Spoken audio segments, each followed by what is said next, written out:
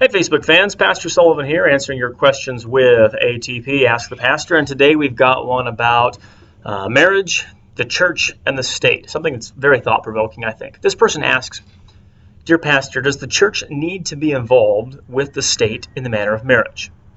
Recently, certain businesses and churches have been forced to serve couples who plan to obtain a government license to consider themselves married. And since marriage is a temporal matter, wouldn't it be prudent for churches to opt out of being agents of the state? Very good question, and very apropos for the times in which we're living. To cut right to the chase, I think that the church needs to stay in the business of marriage for two reasons. The first being that although marriage is most certainly a temporal matter, it is something that was instituted by God in the Garden of Eden. And being instituted by God, then, I think the church has a certain responsibility to confess it and to defend it, and even to take flack for it if necessary. However, like you said, though, marriage is a temporal thing because how does God marry people? Well, God marries people, at least in the great U.S. of A., through the state. And this is vitally important to remember. God works through means, through instruments, and one of God's instruments for ruling the world and for governing people is the government. He marries people, like we said, at least here, through that piece of paper called the marriage license. Now this is, like I said, vitally important to maintain because it's part of the erosion of marriage, even among Christians.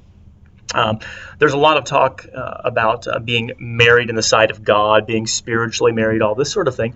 And people have invented that because they don't want to get married. They want to live together, but they want to make it okay for their own consciences. This happens a lot in my neck of the woods down here, where we have a lot of retired folks living. We have a lot of couples. I've seen a lot of couples who want to live together and would like to be married, but if they do, one of the members of that couple would lose their deceased spouse's pension, military benefits, something like that. And so what they want to do is shack up, basically, but they want to have their consciences cleared. In fact, very familiar with this situation. We've run into it several times here at my congregation. But there is no married in God's eyes business unless you are actually married through his agent of the state then. Tracking so far? If not, send me an email and we can hash that out a little bit more. The point is, I'm agreeing with you. Marriage is most certainly a temporal matter. But like I said, one that we need to maintain and confess and defend simply because it is something that is instituted by God. And that leads us to the other reason that the church needs to maintain marriage. Pardon me, something in my eye apparently. We have to stay in the marriage game, in my humble opinion, because we have to confess to the world, to the culture, and to the state exactly what marriage is. The state will do whatever it wants, or worse yet, whatever its constituents want, at least in our country. And the church is called to confess against sinfulness and against the culture, which is inherently sinful as well. If we pull out of marriage, again, this is my opinion then, we lose the ability to say to the state and to the culture, hey, what you're doing is wrong.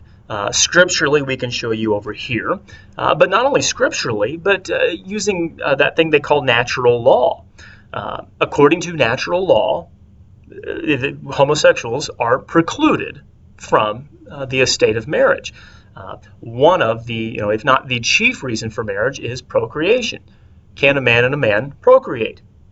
Well, natural law says no, because when two men come together, neither one of them is bringing the necessary components, i.e. an egg, a womb, etc. I think we're old enough here, I don't have to draw you a picture, that sort of thing. So natural law precludes marriage for same-sex couples because they cannot fulfill the main purpose of marriage then. This is one thing that the church has started doing a little bit more, but really needs to get in the gear of doing, because you can wave scripture in the front of the governing officials and their constituents, but quite frankly, they don't listen to scripture. And why would they if they're unbelievers? This is where the natural law argument really, I think, comes in. And it obviously is much more complex than what I painted it to be, but that's just your real quick answer then. So yes, I think we need to stay in the business of marriage. One, to maintain what marriage is according to God's institution, and two, then, to confess and hold the state accountable to what God has ordained. Now, we're more than likely going to take some flack for that. And for as much as nobody wants to take flack, that's just part of what the church does. We confess, and if the world wants to beat on us and try to destroy us and everything else, that's just the way things are going to have to go. The church endures forever, no matter what the culture wants to do to it. Thank you for your very thought-provoking question.